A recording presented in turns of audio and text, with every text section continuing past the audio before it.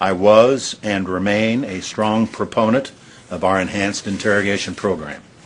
The interrogations were used on hardened terrorists after other efforts had failed. They were legal, essential, justified, successful, and the right thing to do. Every method used was in full compliance with the Constitution, with our statutes and treaty obligations.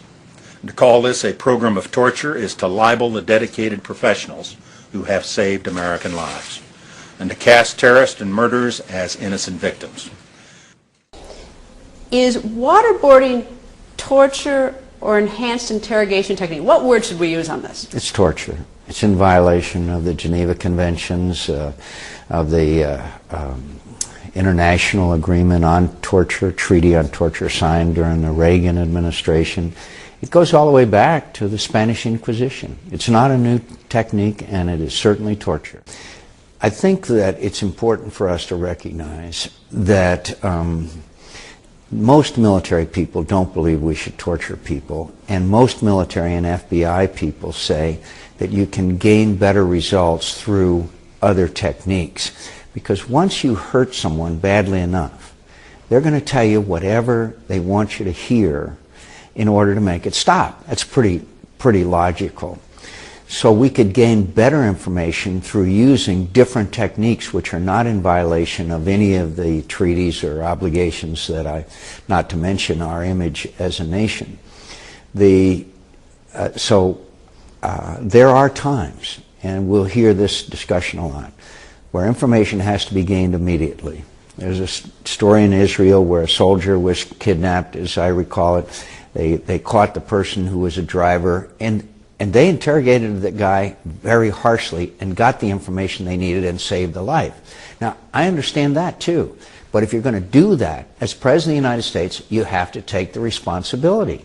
And I understand there's that 1 in 1,000 situation, but normally we shouldn't do it. And finally, could I say that it is not as effective as the other kinds of techniques that are not in violation of any treaty or obligation we have.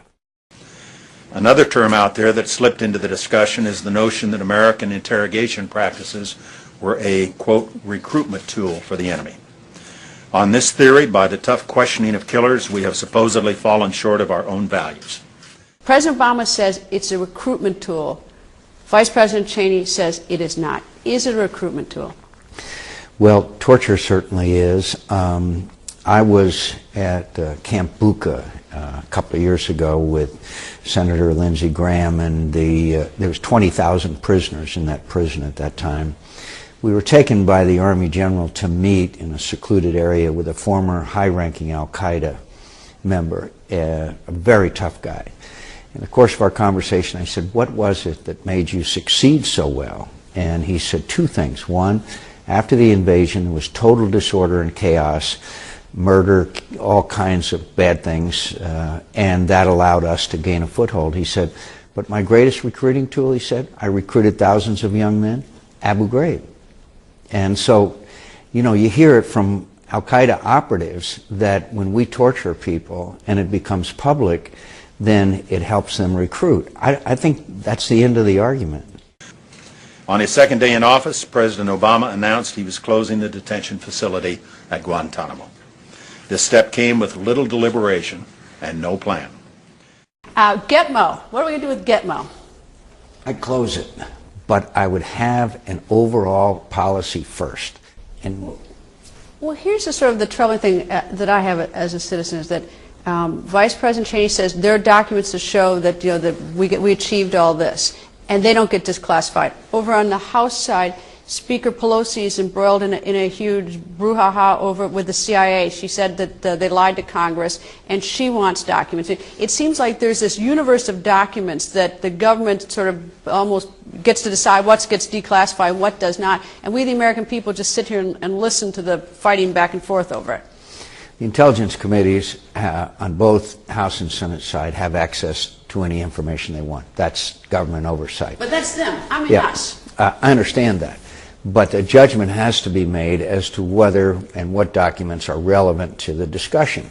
As I said, if the former vice president feels that there's information and documents that can bolster his case, then I'm for revealing it. But I also am not for going back over what's happened. I'm concerned about morale at the CIA. I'm concerned about morale of other people who have very dangerous and tough jobs. If they think they're under assault again, as they did when the Church Commission back in the 70s was attacking the CIA, then it's going to harm our national security.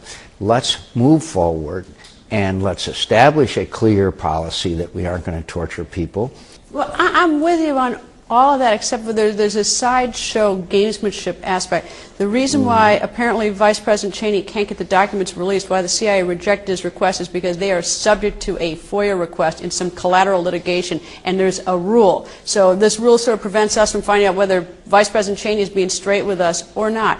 With Speaker Pelosi, although I agree the CIA needs to be able to perform and do its job, and that we don't want to inhibit them from doing it. But on the other hand, is that we also don't need the Speaker of the House tarnished and doing her important job if she's the subject of political warfare. So getting all the documents out just so we can see somebody's not straight, somebody's fudging, someone may be mistaken, but we don't get this. We just sit and watch this almost like a sideshow, the political aspect to it. Madam Speaker, just to be clear, you're accusing the CIA of lying to you in September of 2002. Misleading the Congress of the United States. And misleading the Congress of the United States. And doing it again. In the case of the Speaker brought it up. The Speaker has made an accusation of the utmost gravity that one of the most important agencies of government lied to Congress, or, quote, misled Congress. That, in my view, is something that she has to prove. Well, I would hope that she would get the right documents, although I don't know if they exist or not, but because the director of the CIA, a friend of hers, Mr. Leon Panetta, has said that she was briefed on these procedures and that she was fully aware that it was being done. So if she's accusing an agency of government that they have misbehaved and deceived Congress, then I think it's her obligation to prove it.